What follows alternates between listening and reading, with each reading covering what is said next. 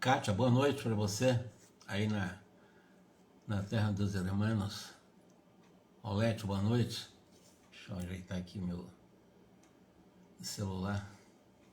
Alice, boa noite, muita paz. Erlen, boa noite para vocês.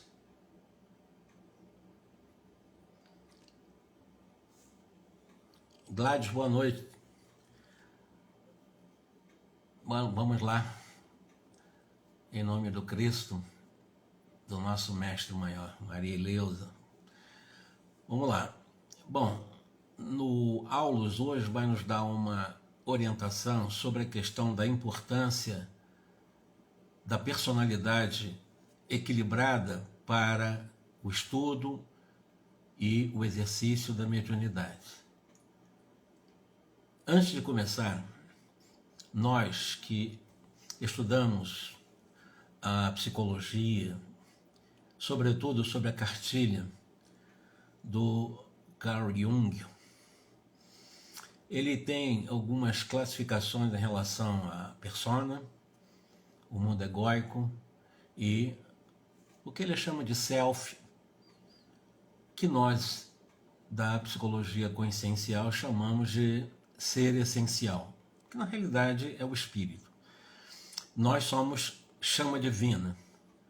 Todos nós somos espíritos, então nós somos uma chama divina, porque o livro dos espíritos responderam a Allan Kardec, os espíritos responderam a Allan Kardec, que o espírito é uma chama divina, é uma centelha. Então nós somos essa centelha. Nós temos a sombra da centelha, que é a luz, que é, como diz o Jung, a sombra do ego. E temos uma personalidade. Então nós temos uma persona, o Jorge é uma persona que tem a sombra da essência espiritual, que é o mundo egóico. Então são três divisões: persona, o mundo do ego e a essência divina que nós somos.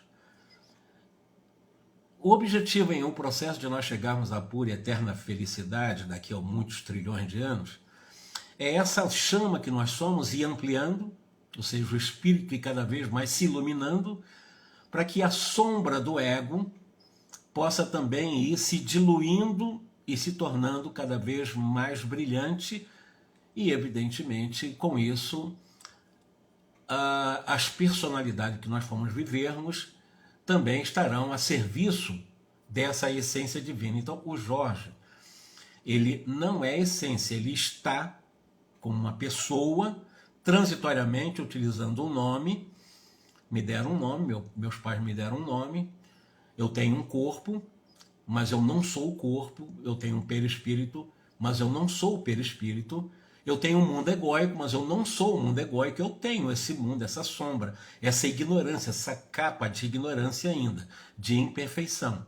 Mas eu sou luz, eu sou essência, eu sou amor em essência. Essa divisão, o Jung explica muito bem. E o objetivo da vida, ter como modelo, como inspirador, que ele chama de paradigma da perfeição, ou exatamente o protótipo da perfeição, na realidade é Jesus.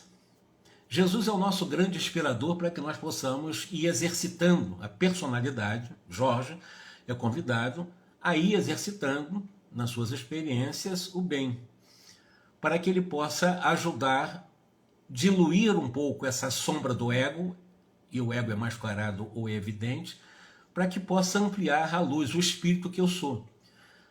Quando eu consigo isso, segundo Jung, eu chego ao que ele chama de individuação ou autoiluminação, como o Buda falava também. Na prática permanente do bem, você chega à autoiluminação, você se ilumina, o mundo egóico ele fica diluído bastante. Então, personalidade é o que nós estamos, nós não somos. Repito, eu não sou o Jorge. Eu estou com esse nome, transitoriamente, numa encarnação. Quantas tive e quantas ainda terei. Ele está dizendo o seguinte: nós não podemos realizar qualquer estudo de faculdade do campo da mediunidade sem o estudo da personalidade. O que o Jorge na realidade, representa hoje? Uma experiência que hoje o Jorge traz de várias outras personalidades que eu já tive, através das reencarnações. A minha tendência mais forte hoje, negativa, está ligado aos meus mais graves desvios de vidas passadas. Então, qual é a sua tendência mais negativa hoje, aquilo que mais te afasta do bem? Essa tendência é exatamente do qual nós devemos focar, mirar as nossas armas do bem para ir ressignificando, porque esse é o nosso propósito da atual encarnação. É ir diluindo essa imperfeição, porque ela está muito atrelada às somas de várias personalidades do passado. Então ela se faz muito forte hoje. Ela, às vezes, ela quer assumir a atual personalidade. Tem pessoas que reencarnam na condição, por exemplo, assim, de uma experiência, ela é de uma psicologia masculina, ela reencarna num corpo de mulher, num corpo feminino, mas uma psicologia ainda feminina, uma polaridade ainda feminina, mas num corpo masculino, vamos dizer o contrário. Então o que acontece? Essa psicologia feminina num corpo masculino pode ser que não se identifique com esse corpo. Porque essa psicologia feminina num corpo masculino certamente foi mulheres em várias existências. Traz um psicológico de feminino, evidentemente forte, e está num corpo, numa experiência que pode ser por provação, pode ser por compromisso até de missão, ou pode ser por um processo de transição entre uma experiência com outra, que isso pode acontecer, são 3 oportunidades. E pode ser que ela não se identifique com esse corpo, ela fique mais identificada com a personalidade de mulher que ela já foi, e não com a atual personalidade de um corpo masculino. O que vai acontecer? Vai haver um conflito. Ela não vai aceitar essa situação. E ao não aceitar essa situação, haverá, evidentemente, do conflito, um dilema, traumas, e, evidentemente, aí cada um vai saber de si como vai resolver essa questão, porque as reencarnações, elas são programadas, elas são escolhidas, existe uma lógica para a reencarnação. Se ela nasceu, embora com psicologia feminina no corpo masculino, tem a sua lógica. Ela precisa saber como lidar com essa prova ou com essa expiação. Se ela se rebelar, aí é problema dela, ela vai ser responsável por isso, que é a lei do livre-arbítrio. Eu sou livre para fazer o que quiser da minha vida, mas existe a lei de responsabilidade. Eu sou responsável por aquilo que eu resolvo fazer. E a lei de causa e efeito não é punitiva. Então, se a pessoa tem uma psicologia feminina, está num corpo masculino, não é por acaso. As reencarnações não acontecem por acaso. É um convite para o crescimento. É mais difícil? Para cada um sabe das suas provações. Sabe onde é que realmente dói a pedra no calo. Mas é uma experiência. A Terra é um mundo de prova e expiações. A Terra é um mundo em que nós precisamos ter todas as experiências possíveis, no limite do possível, para um dia podermos estar em planetas superiores. E os exercícios são exatamente diante desses desafios. Eu dei um exemplo. Agora imagine uma pessoa que foi muito rica e que tenha vivido uma riqueza muito grande e está na atual personalidade numa pobreza, num dos bolsões de miséria de uma das culturas da Terra. Ela certamente, por estar muito ligada a uma vida mais de riqueza, vivendo a atual pobreza, ela pode ou não administrar essa situação. Tem muita gente em favelas do mundo, nas chamadas comunidades, que agem como verdadeiros príncipes. Embora vivam na miséria, mas eles agem, eles têm toda uma pureza de comportamento muito grande, mas eles se resolvem ali. Mas a maioria não se revolta, porque levou uma vida mais abastada e agora está numa vida muito limitada. Esse é o processo reencarnatório. Então a atual personalidade, ela vem exatamente como um convite para, diante dos desafios, ir purificando, vamos dizer assim, ir medicando, ir colocando remédio nas sombras do ego. Ou o ego evidente, que é aquilo que a gente mostra o que é mesmo, ou o mascarado, que é aquela que a gente finge ser o que não é. É um ego mascarado. Você finge ser o que você não é. Bom, dito isto, o Aulus está explicando para nós a importância da questão da personalidade, os conflitos ou não das personalidades, os exercícios da personalidade nas condições em que ela está vivendo, porque cada um de nós tem uma experiência diferente. Considero de extrema importância a análise dos centros, aí vai trabalhar agora na personalidade a questão fisiológica. a análise dos centros cerebrais que representam base das operações do pensamento e da vontade. Todo pensamento, ele sai do mundo mental. O mundo mental são as nossas experiências do passado e do presente. É que nós formamos um mapa de aprendizado, que é o mapa cognitivo, é esse mundo mental. É do mundo mental que nós tiramos as ideias, onde são transformadas em pensamentos. Todo pensamento se transforma em sentimentos, e todo sentimento são transformados também em emoção, é simultâneo. Então, considerando que o pensamento vem da minha vontade, e a minha vontade vem da minha essência, vem do ser essencial que eu sou, a luz que eu sou, o importante é realmente dar muita atenção para a minha vontade, não para os meus desejos. Os desejos é da persona, a vontade é da essência. E a vontade, assim, eu quero ser bom, eu posso ser bom, eu consigo ser bom, eu mereço ser bom. Isso é um processo de um movimento até de uma certa autonomia em que você está lutando para se melhorar. Mas quando você diz assim, eu não consigo ser bom, eu não sou nada, eu sou um zero à esquerda, eu não valho nada, eu não tenho jeito muito mesmo, isso não é uma autonomia, isso é um processo automático de uma crença limitante que vai te deixar parado, estacionado, inerte, numa situação de desconforto, de um ganho secundário. Na realidade não é ganho nenhum. Então, o convite da vida é nós diariamente irmos gradualmente convivendo com os nossos defeitos, convivendo com as nossas más tendências, mas nos esforçando para ir ressignificando as nossas más tendências, colocando em seu lugar as melhores tendências que nós conseguimos no limite da nossa força, nunca além da nossa força. Porque senão nós vamos mascarar e não vamos construir virtude, nós vamos continuar no automatismo. Nós somos convidados a utilizar a nossa capacidade autonômica, ou seja, ter a autonomia de eu decidir aquilo que eu quero e não fazer as coisas por automatismo, que influem em todos os fenômenos mediúnicos, desde a intuição pura à materialização objetiva, vontade, pensamento, vontade, pensamento, vontade, pensamento. Então vejam como é importante nós estarmos atentos aos nossos pensamentos. Por que eu penso tanta coisa ao mesmo tempo e às vezes eu não dou uma lógica para dar uma filtrada, pelo menos, uma selecionada nos meus pensamentos? Porque tudo que eu penso eu tendo a falar ou no diálogo interno ou falar com os outros. Então o que acontece? Muitas vezes nós falamos coisas para os outros que nós não precisaríamos ter falado, nem ter dito.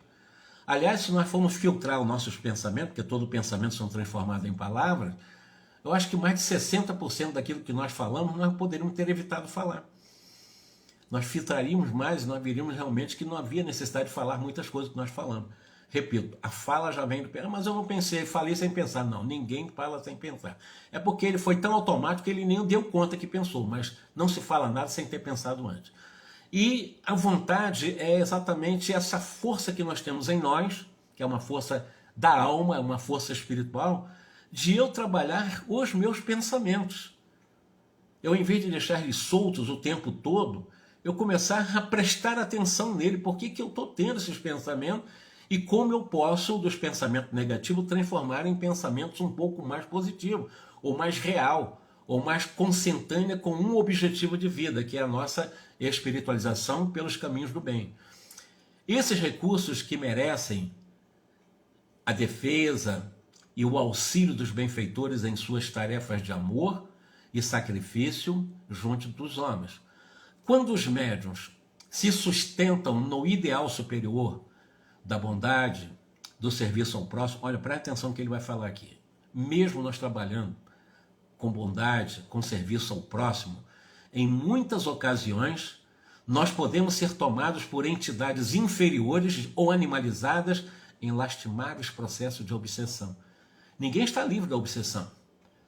Mesmo quando médiuns sustentados no ideal superior de bondade e serviço ao próximo, em muitas ocasiões, não é sempre, mas em muitas ocasiões, são aprisionados. Ele fala exatamente, são tomados por entidades inferiores ou animalizadas em lastimáveis processos de obsessão. Então, a vigilância o tempo todo.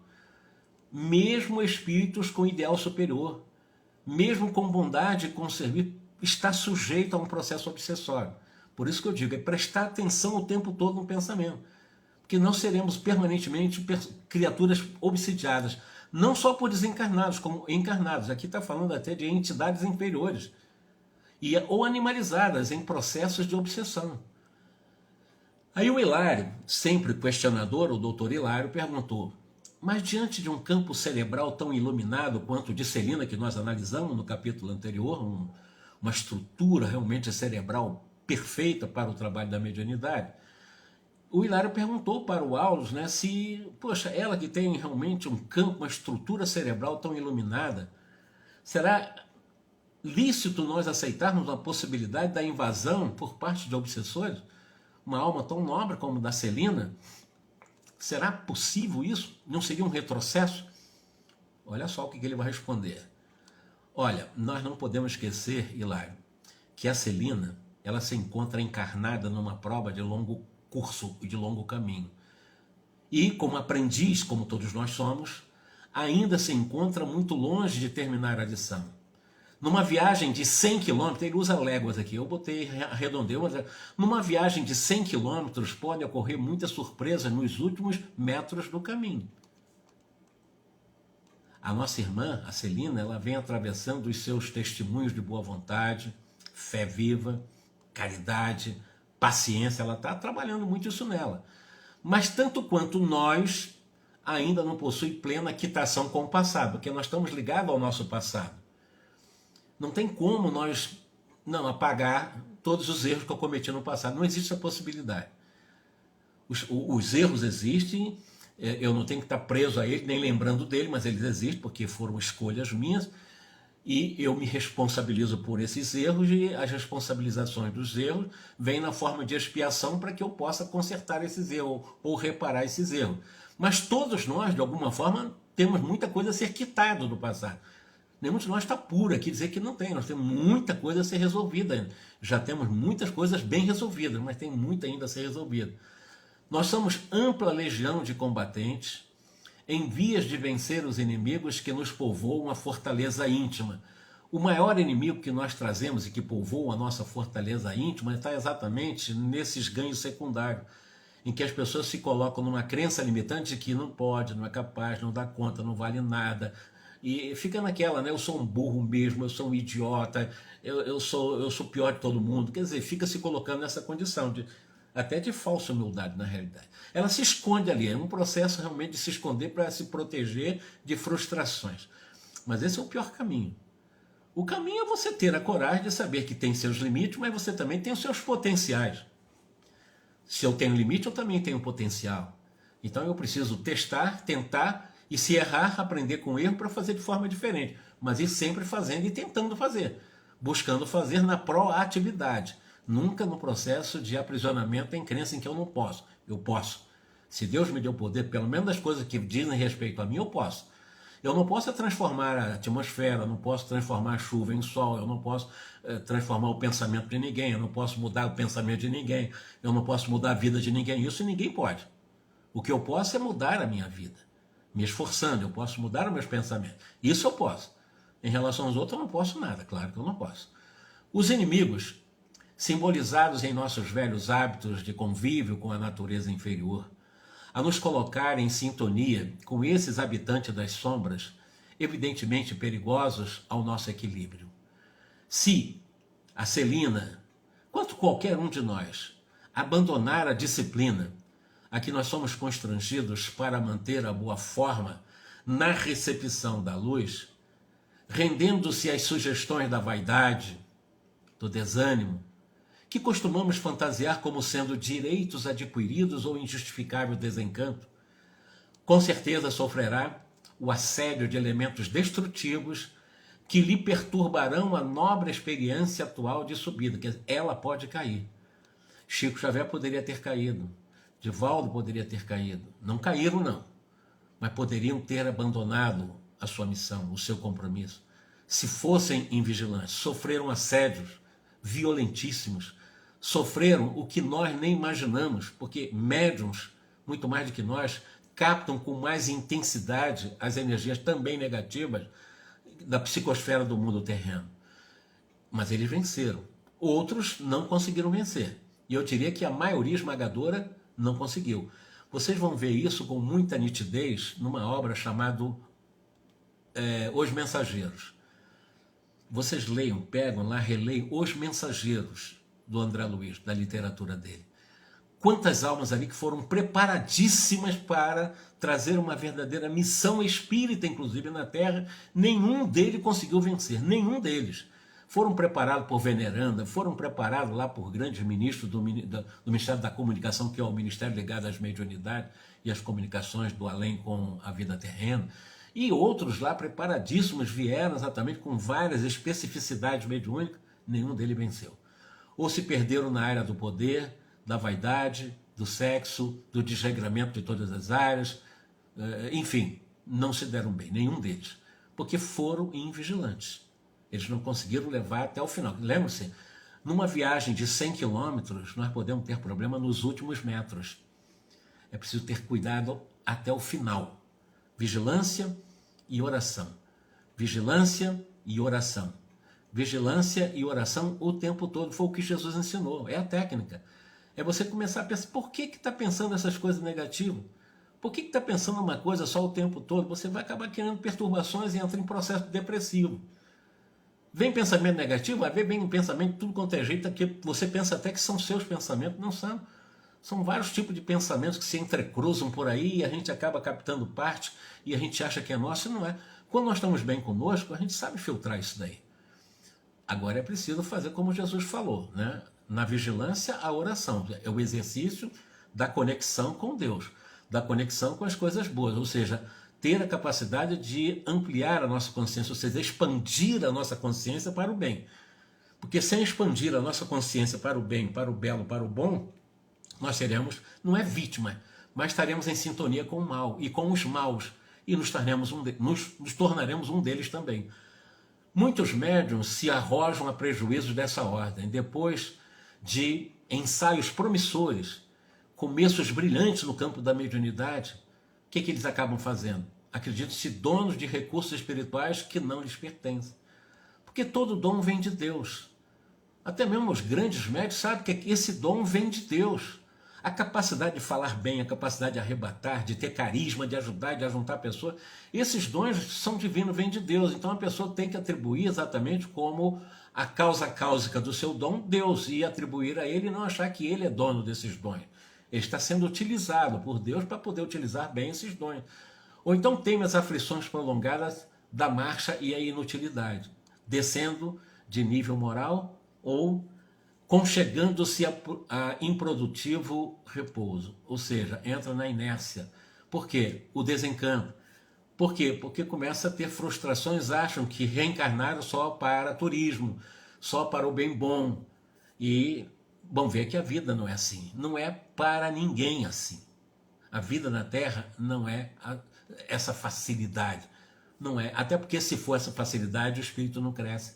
Ele vai ficar na modorna, que ela vai ficar na modorna exatamente sem crescer, achando, vai ficar anestesiado numa fantasia. A vida é esse chacoalhar permanente de experiências, muitas vezes muito desafiadoras, diante de parentes, de amigos, diante das situações, às vezes, na área econômica, diante da situação na área profissional. São várias experiências que nós passamos. Às vezes a pessoa vai, às vezes perde o emprego, perde o emprego. São experiências, mas todas elas vêm a nosso favor. Todas as frustrações, ela vem a nosso favor, porque ela vem nos alertar. Primeiro, a nossa questão de falibilidade, nós não somos infalíveis. Segundo, para poder realmente testar a nossa humildade, a nossa mansidão. Vem a pancada? Vem. O convite é: exercite a humildade, ou seja, humildar o orgulho, a mansa rebeldia. Agradeça a Deus para que Ele possa suprir você de força para passar por essas provações e outras tantas que virão. Aí fica mais fácil o fardo ser carregado, como disse Jesus, porque com Jesus o fardo é mais leve. Não é que você não vai ter o fardo, ele é mais leve. A diretriz que Jesus nos traça, ele é suave, tá? Uma diretriz suave. É o jugo é diretriz, né? São exatamente o caminho que devemos caminhar. Mas lembrando de que para a suavidade, para a leveza e para sermos aliviados na consolação que Jesus nos promete, é preciso humildar o orgulho e amansar a rebeldia. Senão, não há como encontrar esse alívio em nossa caminhada. As dores serão doloridas e vamos reclamar disso e vamos transformar isso em sofrimento, o que é pior, e não vamos resolver. Porquanto retomam inevitavelmente a cultura dos impulsos primitivos que o trabalho incessante no bem induziria a olvidar. Interessante, e a Eleusa que está aqui presente, ela sempre fala, e nisso eu concordo com ela, quando fala o trabalho incessante no bem, é um trabalho, pode ser, claro, evidentemente, ajudar os necessitados, isso é óbvio, isso é solidariedade, a beneficência é extremamente importante, e quando nós colocamos a cabeça nisso, não como salvadores do mundo, mas para poder realmente esquecer um pouco nossos impulsos primitivos, ótimo. É um convite, é um trabalho interior. Esse trabalho de assistência ou beneficência ajuda muito. Desde que eu não utilize isso como alavanca, como eu sou, ou me torne melhor do que os outros, porque eu sou realmente caridoso, aspiado aí. Não, isso é um trabalho que nos induz, aos poucos, a esquecer um pouco nossos impulsos primitivos. Ajuda, é um convite, sem dúvida nenhuma. Ainda não chegamos à vitória suprema sobre nós mesmos, diz aqui o Wallace. Achamos-nos na condição do solo terrestre, que não prescinde do arado protetor ou da enxada prestimosa a fim de produzir. São as dores, são as dificuldades, são as provas, são as expiações, porque somos um solo terrestre, mas que é muito importante tanto o arado protetor como a enxada prestimosa para que nós possamos produzir, porque senão vai ser uma terra árida, infértil.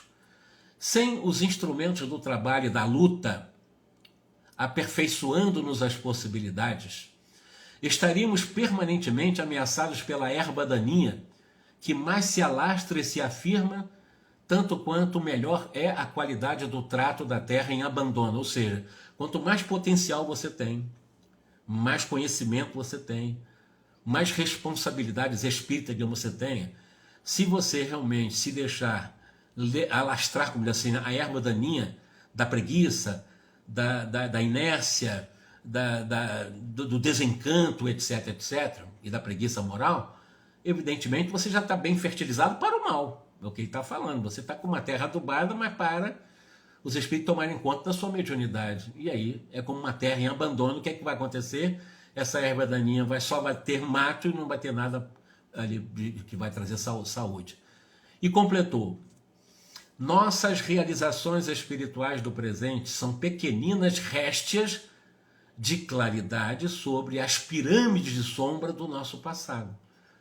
Então a única forma de nós podermos devagarinho, fazendo com que potencializemos essas pequeninas réstias de claridade sobre essa sombra enorme do nosso passado, é pelo esforço continuado, pelo esforço paciente, pelo esforço perseverante, pelo esforço disciplinado na busca do bem. E isso passa necessariamente pela nossa vontade, a partir da vigília do pensamento, para que nós possamos dar uma direção adequada às nossas intenções no dia a dia em relação ao outro, porque o alvo mais importante da prática do amor, a partir do alto amor, é amar o outro. Não tem como ser diferente, amar a Deus sobre todas as coisas e ao próximo como a si mesmo. Então, com o pensamento voltado para o exercício do amor, mas o que é o amor?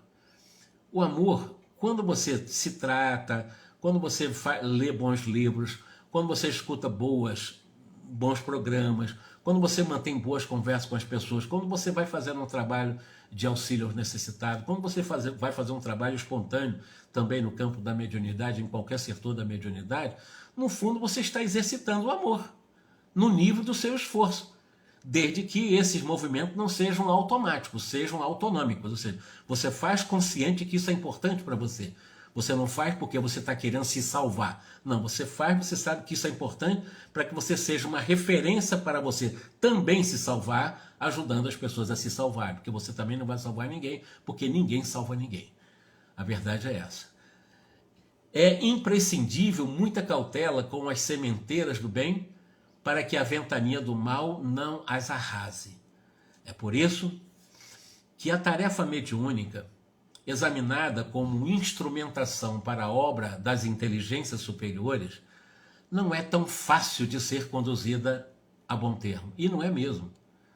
E não é mesmo, porque a tarefa mediúnica, examinada como um instrumento para as inteligências de espíritos muito iluminados, claro que não é fácil em função das nossas invigilâncias, em função do nosso mundo egóico profundo, o egoísmo evidente ou mascarado, por causa das nossas ainda infelizes acomodações, ainda naquela condição de colocar muitas vezes como vítimas dos outros e vítimas da vida, vítimas de Deus, vítimas do universo. Não existe vitimismo no universo, Deus nos criou para a pura e eterna felicidade. Aí nos colocamos como vítimas de tudo, vítimas de nós mesmos, vítimas das nossas fraquezas, da minha burrice. Vamos parar com isso. Esse vitimismo, essa vitimização não me leva a lugar nenhum. Me afasta exatamente, num sentido mais absoluto, das esferas superiores, dos espíritos bons que podem se utilizar do meu potencial, sem vitimização. Ou então o coitadismo, né? Fica naquele coitadismo, coitadinho de mim, de autopiedade, e entra nesse coitadismo de autopiedade, de coitadinho e autopiedade, buscando e mendigando a piedade dos outros, olhando para os outros com carinho de doentezinho, por favor, tenha pena de mim. Quer dizer, você não tem negócio de coitadismo. Não existe negócio de coitadismo. Coitadismo por quê? Se nós somos filhos de Deus, somos herdeiros do universo, coitadismo por quê? Se nós realmente temos como nosso futuro a pura e eterna felicidade, coitadismo por quê? Se nós temos já todo um conhecimento na condição de espírita que somos para poder consolar tanto encarnados como desencarnados, coitadismo por quê? Vamos acabar com esse negócio de coitadinho de mim. Eu sou vítima da minha família, eu sou vítima do meu vizinho, eu sou vítima do governo. Que é isso? Ninguém é vítima de nada. Nós temos a experiência que precisamos ter. É claro que em alguns momentos ficamos indignados, mas a indignação, quando ela é continuada, ela é perversa, ela nos prejudica. Quando, às vezes, ela acontece vez ou outra, ela às vezes acessa um tido como uma verdadeira oração, que tem situações que nós ficamos indignados mesmo, mas ela não pode ser continuada, porque senão isso vira um processo obsessivo. Bom, de vez que contra o canal ainda frágil que se oferece à passagem da luz, acometem as ondas pesadas de treva da ignorância a se agitarem compactas ao nosso derredor. Está falando sobre mediunidade e a nossa incapacidade, através de ondas mentais pesadas que conseguem, infelizmente, obstruir, até pela ignorância, pela treva de nossa ignorância, a entrada de intuições, né, por causa desse compactação de energias pesadas do nosso mundo egóico. Coitadinho de mim, sou vítima de você, fica com raiva dos outros.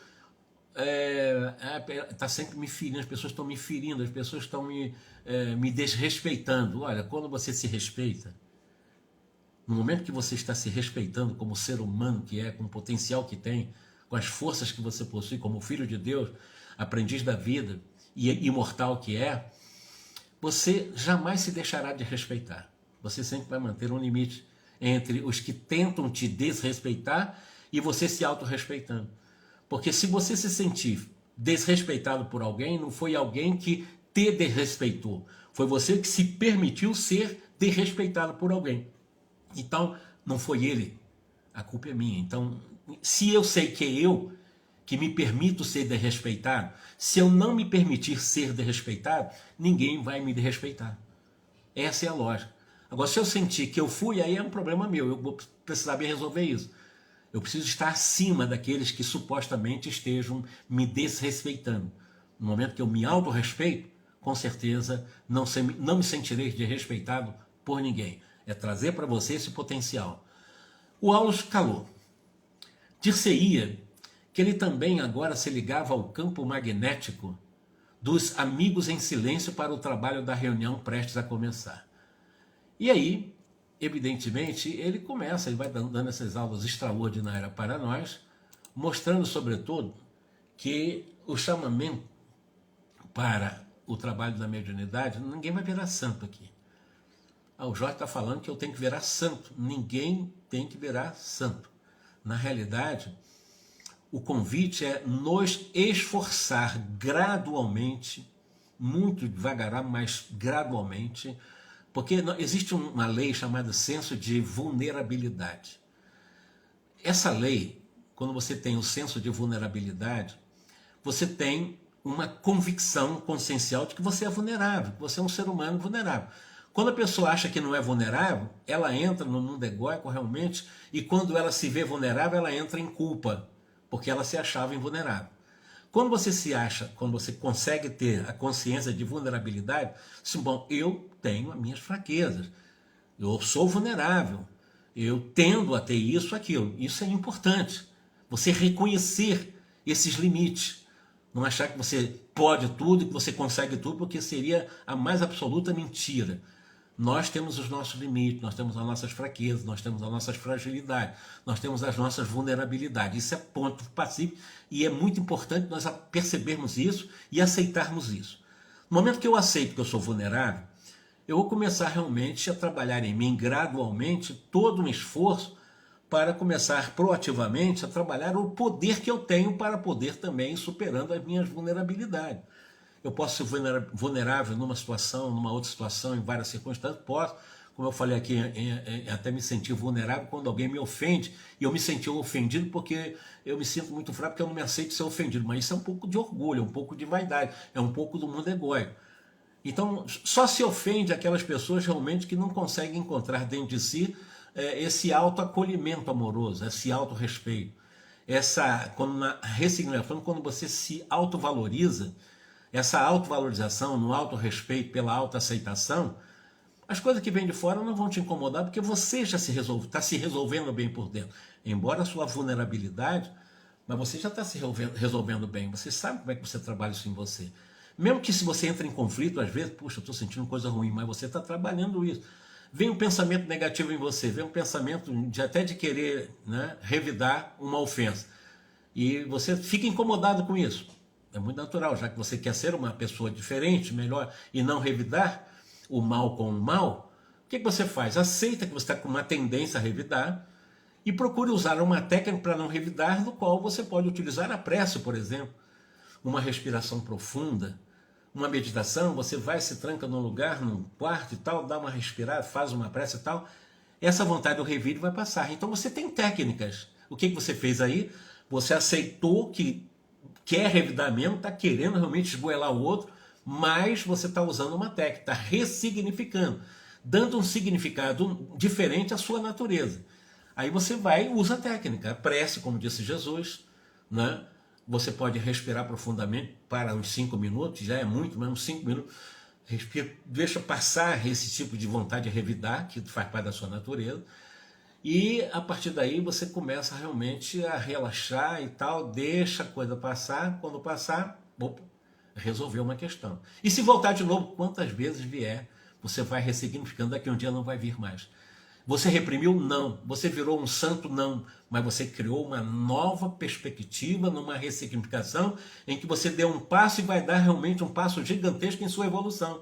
Porque mais tarde você não vai nem mais ter contato com esse tipo de sentimento, porque você já ressignificou, você já deu lugar para ele, você já o transformou, você não o reprimiu. Você transformou ele. Transformou exatamente através da proatividade da consciência elevada, através da oração, na conexão, numa expansão consciencial com Deus. Pronto. A oração é tudo, né? A oração é tudo.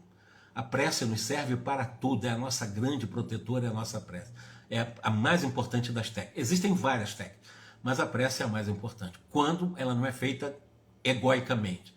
Porque a prece egóica é uma tentativa de prece, não é prece. Né? A prece egóica é aquela que você começa a pedir muitas coisas a Deus, exigir coisa de Deus, brigar com Deus e não sei o quê, e querendo realmente sair dos males, fugir dos obstáculos, sair da dor. Isso não é prece. Isso é uma tentativa, isso não é prece não. Prece é uma coisa muito mais profunda. A prece é, como eu disse, uma possibilidade, um exercício de expandir a consciência na busca de um ser superior através do seu mentor espiritual, para que naquele momento você vá se pacificando e criando uma nova natureza, criando uma nova perspectiva de vida. E gradualmente nós vamos nos melhorando e vamos dar um salto de qualidade nessa encarnação muito grande. Nós vamos desencarnar muito bem instrumentalizado, com a mente muito bem preparada através do exercício da vigilância e da oração. O capítulo 4 ele vai entrar agora, diz: leve chamamento à porta provocou a saída de um dos companheiros da atitude de meditação para atender. 2 enfermeiros, uma senhora jovem e um cavalheiro idoso, custodiados por 2 familiares, transpuseram o umbral, localizando-se num dos ângulos da sala, fora do círculo magnético. São doentes a serem beneficiados, informou Aulos. Logo após, um colaborador de nosso plano franqueou o acesso a numerosas entidades sofredoras e perturbadoras que se postaram diante da Assembleia formando legião. Nenhuma delas vinha até nós constrangidamente. dir-se-ia que se aglomeravam em derredor dos amigos encarnados em prece, quais mariposas inconscientes rodeando grande luz. Vinham desordeiras, proferindo frases desconexas ou exclamações menos edificantes. Entretanto, logo que atingidas pelas emanações espirituais do grupo, calavam de pronto qual se fossem contidas por forças que elas próprias não conseguiam perceber. Então vejam, o André Luiz analisou esse grupo, que é um grupo equilibrado, de médios equilibrados, pelo menos 10 deles são muito equilibrados, estão em oração, aparece-se a legião de espíritos no grupo mediúnico, vários espíritos, e que são, embora falando besteira, fazendo algazarra, eles foram atingidos pelas emanações espirituais do grupo através da oração sincera, do qual eles se conteram, não tiveram que ficar contidos. Não tem como aquelas forças geradas pela oração continham aquele grupo, aquela legião de espíritos perturbados que estavam ali presentes naquele momento. O Aulos disse o seguinte: são almas em turvação mental, que acompanham seus parentes, amigos ou desafetos às reuniões públicas da instituição. Então, nesse momento, nós estamos analisando um trabalho da palestra pública. Nessa palestra pública, muitos vão cheios de obsessores, são os obsessores bem ligados aos parentes, e eles são encaminhados para esses grupos que estão sendo realizados, né, ou na casa, ou lugar próximo, né? Então, quando as pessoas vão para uma reunião pública, para a palestra pública, eles levam seus obsessores. E o grupo essa legião de obsessores são aglomerados lá nesse grupo. E como vocês viram, foram lá, cada um naquela algazarra, igual mariposa, rodando em torno de uma lâmpada, né? Porque eles ali estavam iluminados, fazendo a prece. Eles ali ficavam sossegados ao impacto das energias das emissões através da oração. E que se desligam deles quando os encarnados se deixam renovar pelas ideias salvadoras expressas nas palavras dos que veiculam o ensinamento doutrinário. O que ele está dizendo é o seguinte: alguém vai assistir uma palestra. Assistiu a palestra, foi uma palestra proveitosa, as palavras são convite, estímulo para a mudança de comportamento mental, elas recebem o passo ou não passo e tal, sai da palestra, quando sai com o mundo mental com ressignificações de ideias, esses obsessores tendem a não acompanhar. Então não precisou de desobsessão, passe específico, água fluidificada, não. Bastou ele ir a uma palestra. Bastou estar numa palestra, assistiu uma palestra, percebeu a palestra, conseguiu decodificar bem a mensagem. Quando ele sai já em condições tranquilas. Os obsessores ficam em tratamento, né? Os obsessores familiares lá, da família dele e tal, vão ficar por lá enquanto puder. E se ele muda o tônus mental, não volta mais. Isso é óbvio, não volta mais. Mas se ele voltar a cair o seu tônus mental pela invigilância, aí evidentemente vai atrair. Porquanto, alterada a elaboração do pensamento naqueles a quem se afeiçoou, experimentam súbitas reviravoltas nas posições que falsamente se equilibram. Algumas delas, rebeladas, fogem dos templos de oração como este, detestando-lhe temporariamente o serviço. E, armando novas perseguições às suas vítimas, que procuram até o reencontro. Tem umas que não acompanham os que vão assistir palestra numa casa espírita. Ficam lá de fora, ficam estrategicamente esperando a esses assistentes, né, de palestra e ficam armando ciladas, né? São novas perseguições às suas vítimas. Se quem assiste uma palestra sai de um centro espírita e ele mantém as suas vibrações de uma forma negativa, na negatividade, saiba ele que realmente esses espíritos que o obsediam estão armando novas perseguições, vão voltar e com força. Então é claro que a palestra é extremamente importante. É muito importante uma palestra. Muito importante assistir uma palestra. Não somente uma live dessa, que tem o mesmo valor, porque eu não penso que espiritismo tem que ficar encastelado em centro espírita. Hoje, depois da pandemia, com a capacidade que temos de comunicação, uma palestra que nós estamos fazendo aqui, ela vale tanto como palestra em qualquer casa espírita. Então o espiritismo ele não fica aprisionado à casa espírita, né? a mensagem espírita. O espiritismo não fica encastelado em casa espírita. Hoje o espiritismo tem um mundo. Pela tecnologia, essas palavras ajudam muito a alterar um pouco a nossa mente e também ajudar a afastar esses espíritos, evidentemente, em termos de dessintonia. Contudo, Outras, de algum modo, tocadas pelas lições ouvidas, demoram-se no salão das palestras em ansiosa expectativa, famintas de maior esclarecimento. Isso é interessante. Tem alguns que são obsessores, mas são obsessores porque são ignorantes. Vão assistir uma palestra ou assistir uma live dessa, eles também assistem, e eles podem se interessar pelo assunto. E o interesse pelo assunto pode fazer com que eles também, de alguma forma, tenham uma vontade de mudar a forma de ver a vida. E como eles estão vendo, até como obsessores, se tornarem até não mais obsessores e a companheiro, apenas em companhia, e não como obsessores. Hilário perguntou o seguinte: que ocorre, porém, quando os encarnados não prestam atenção aos ensinamentos ouvidos por um palestrante, por exemplo? Sem dúvida, passam pelos centros espíritas na condição de urnas fechadas, impermeáveis ao bom aviso, continuam inacessíveis à mudança necessária.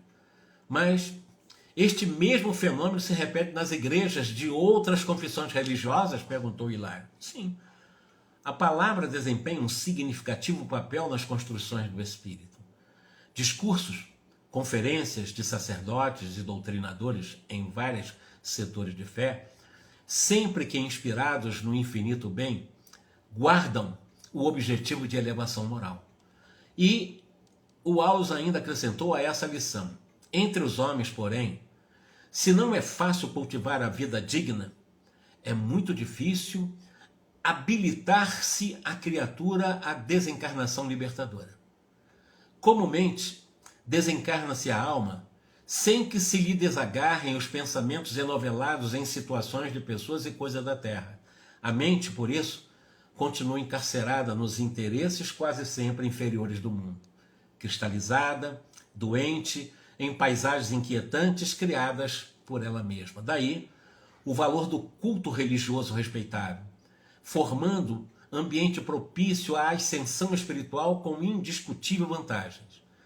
Não só para os espíritos encarnados que a ele assistem com sinceridade e com fervor, mas também para os desencarnados que aspiram à própria transformação. Todos os santuários, em seus atos públicos, estão repletos de almas necessitadas, que a eles comparecem sem o veículo denso, sequiosas de reconforto. Os palestrantes, os expositores da boa palavra, podem ser comparados a técnicos eletricistas desligando tomadas mentais através dos princípios libertadores que distribuem na esfera do pensamento.